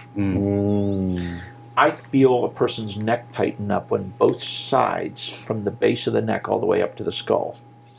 Whether it's a drug addiction, whether it's alcohol, it doesn't matter what the addiction is. And what causes it is someone is holding your control. which means you're in a dependency situation. So what we're doing is we're taking an addictive substance and we're surrendering the control to that in order to try and take it away from whoever is actually holding it. So that the spiritual aspect of getting out of addiction is really, really important, because you don't want to take that control, because once you've taken control, you can justify anything that you want to do intellectually. You want to merely transfer that control from whoever is holding it to divine. And that surrender is a healthy surrender. That's great. So, sorry I interrupted you, but I thought that was important. Thank you. Lee, I have a family member that is an opiate addict, and I struggle to know how to help this person. And so that surrendering control to that substance has been a pattern. First of all, keep in mind, even death is a learning experience for the soul. Doesn't mean life is not precious, because it is. But never view death as the end. It's really it's more of a beginning than an end. Second thing is your prayers for other people help them. What we do sometimes is we try to rescue people instead of guiding them through their process. Your prayers combined with your guidance can really help people. They do help. It's just like your prayers when someone goes in a hospital and they're having general anesthesia really protects their soul. Because they become vulnerable a lot of times when they're under general anesthesia, just like a person who is drunk or a person on drugs or also people in severe depression. Your prayers for them helps to protect their soul from external negative influences. That's a beautiful point. That's really, I cannot emphasize that enough. Wow. So that's another big thing I've gotten out of the weekend, is how important prayers are and how our thoughts are prayers. And so really having our when we direct them that way. When we direct them that way. And so having really more prayers coming out of my mouth out of this weekend. They don't need to come out of your mouth. Or out of my thoughts, for sure. Yeah. Like, being more aware of them. Is there discernment on wording so that the prayer that's sent holds the space for that individual versus tries to control the outcome? Words are just metaphors for thoughts. And with semantics, we can screw anything up. When you tune your consciousness to higher levels, you can tune above the level of language on The Turning Stone Show. I have been a UFO researcher investigator since 1989. At the Center for the New Age here in Sedona, I do UFO sighting tours where I take people out with military night vision goggles to have UFO sightings. Sedona is a hot spot known for UFO activity and frequent sightings. And what can I say? We always see them.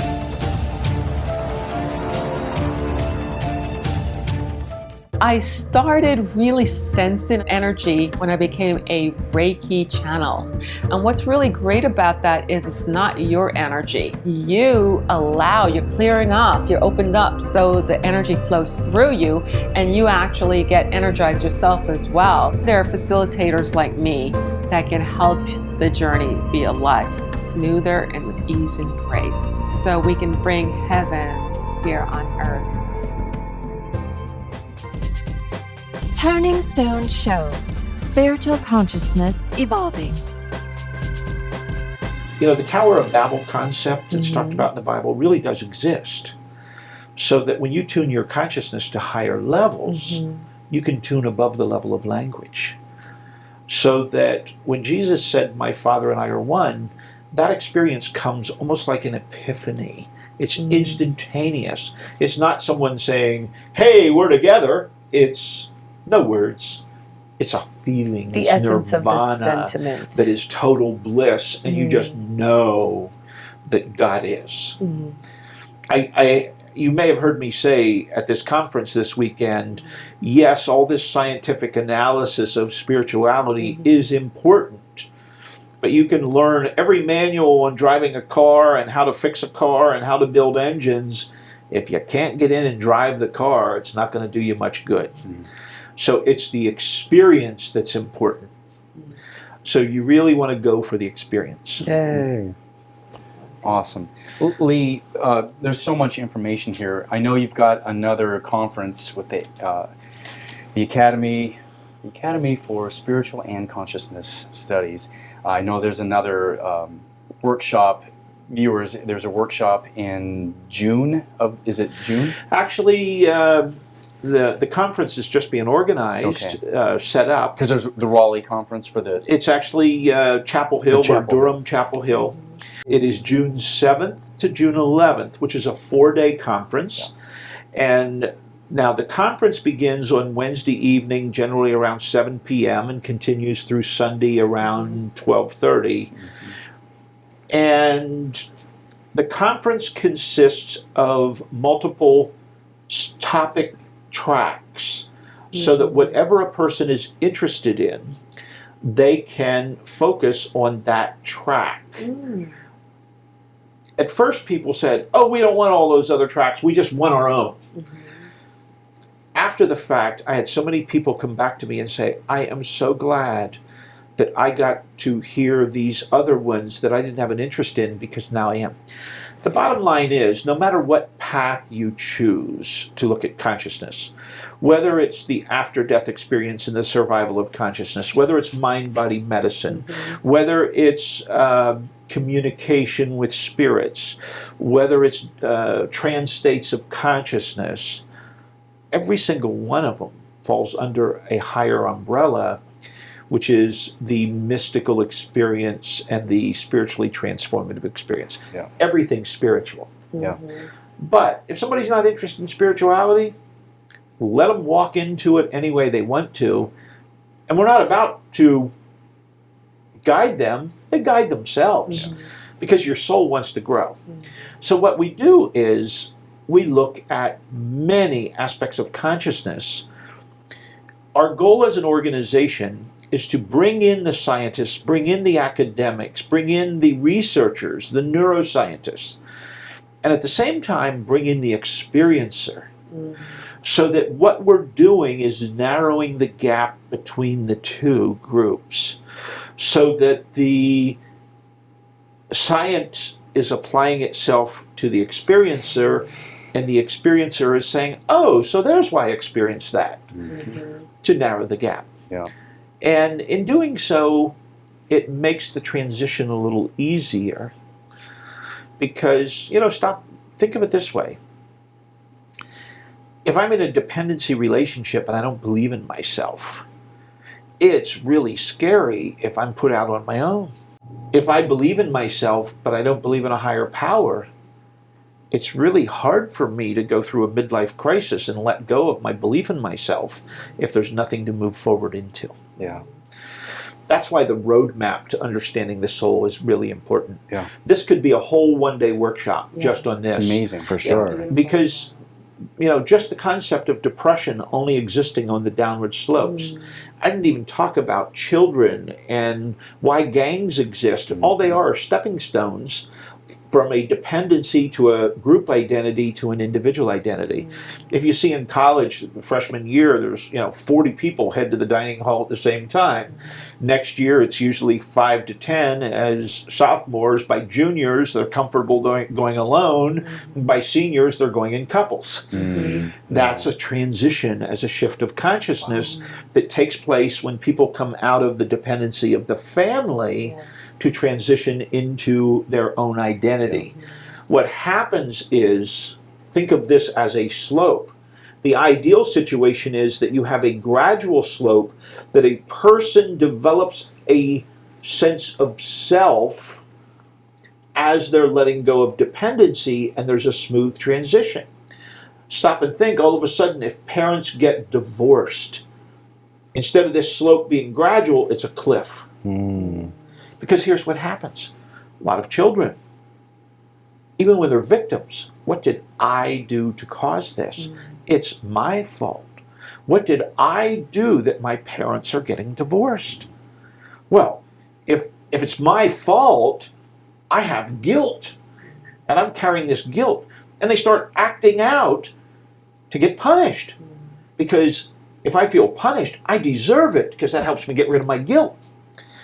At the same time, if they're not punished, they start punishing through their immune system and create illnesses through immune system suppression. Yeah.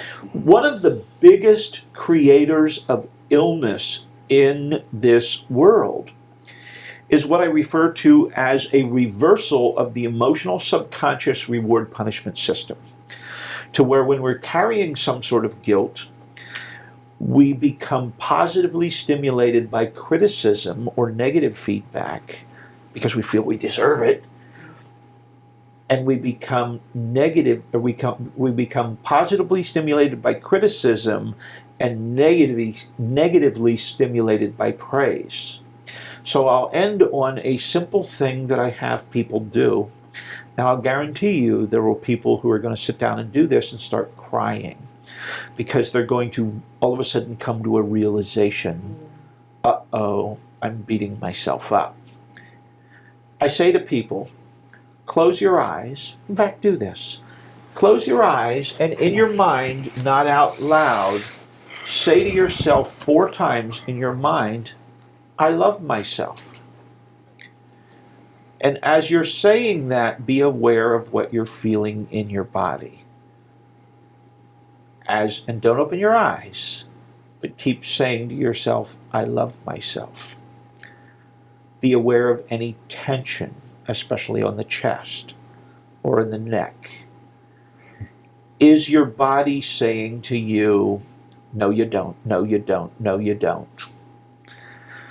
Forget the intellect saying, oh, I have to. What's your body saying? If you're feeling tension building, the more you say it, you have some degree of a reversal in your emotional subconscious.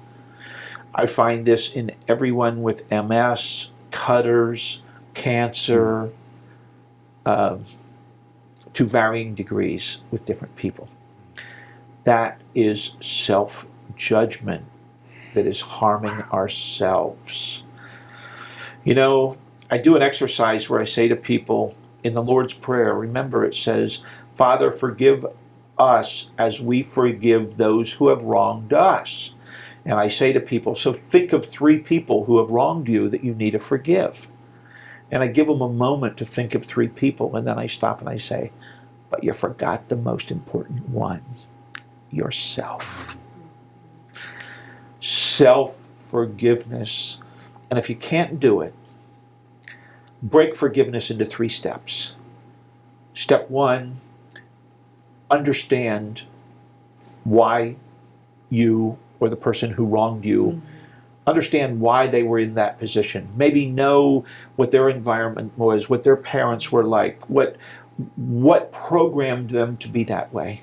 Once you understand that, the second small bite is compassion. Have compassion for them, because they're feeling horrible about where they're at as well. And then forgiveness is a much smaller bite, especially as it relates to yourself. Thank you so much. Lee, do you have your online trainings completed yet? Have you got your video modules completed yet, Lee? But here's the thing. For 25 years, I've been told in meditation, it's not time yet. I was actually told in the early 90s, it won't be time to start sharing until both of your parents have passed. My father died, he told me a year ahead of time when he was going to die. He died Easter Sunday morning at 10 a.m. in 2000. He told me a year before, he said, I think I'm going to live until my sister's birthday, which was that weekend. And sure enough, that weekend, boom, that's when he checked out. And my mother was an old, stubborn German, and she was 97 and a half, living with in my house for the last 2.5 years, and she just passed away April earlier this year. Oh. So it's time. And allow me to say, I needed to forgive her for stuff which was necessary. It wasn't just the grand scheme of things. I know beyond any doubt that I chose to be born to her to forgive her. Which doesn't make for a happy childhood. So anyway. It's beautiful. Friends, thank you for hanging with us. This has been a wonderful, wonderful time. This notebook is full of notes. The majority of these were from Lee's workshop. You can find out more information about Lee's upcoming workshop at the next conference. Information's on the screen. And I encourage you to sign up for it. It's phenomenal. And Lee, I give you gratitude. You've given me so much stuff. Thank you. All thanks go upward, not here. Yeah. Well, thank you for being of service then. I appreciate it. Now is the point in the show where we like to have a turning stone, something to set your intention for the week. And with this week's turning stone, we go to Jesse. The question to practice this week is, what does your consciousness desire to experience in this moment of time that would have it be fulfilled? And so it's a very rich conversation that we've just experienced with Lee, and thank you for being of service and for allowing us to be inside of this conversation with you and for the sharing that came through today. And I know that, our audience, I know that you picked up nuggets that were there for you to listen to, and this is definitely an episode to go back to and listen to over and over and over, and you'll pick up and hear something different each time. And what we want to leave you with this week is the conversation about forgiveness. And with that, we're going to switch over to Lee, and he's got an amazing, just a simple 3-step process for forgiveness to go through this week, and to practice that with as many people that come to mind. And you do, again, forgiveness for yourself, for your own completion, exploration, and expansion of your soul, not for the other person. So have a fantastic week, and with that, we turn to Lee. You saw me do a demonstration, especially if you're there on Thursday, where I had the man visualize an imaginary door. And then I turned around and walked toward him with my hand up and said, right here's where you're visualizing it. I then had him imagine someone behind the door that he had unresolved conflict with as its imaginary door. And I said, imagine them slamming that door, and just close your eyes and visualize that door with the person you have unresolved conflict behind it. And I merely reached out and took my hand and pushed the imaginary door forward, and his eyes were closed, and he was about 10 feet away, and it pushed him backwards. When you are angry at someone, you are attaching yourself to them, and you are giving them control over you. Forgiveness is not for them. Forgiveness is for you to set you free. That's why forgiveness is important. Because if we're not free, we can't grow. And remember, this is a show about questions and questioning. It is not a show about answers. Nothing we say here is the truth. It is up to each of us to discover our own truth. Join us each week on The Turning Stone Show as we continue the journey of conversations. Subscribe and stay in touch with us, get connected, and join in the conversation.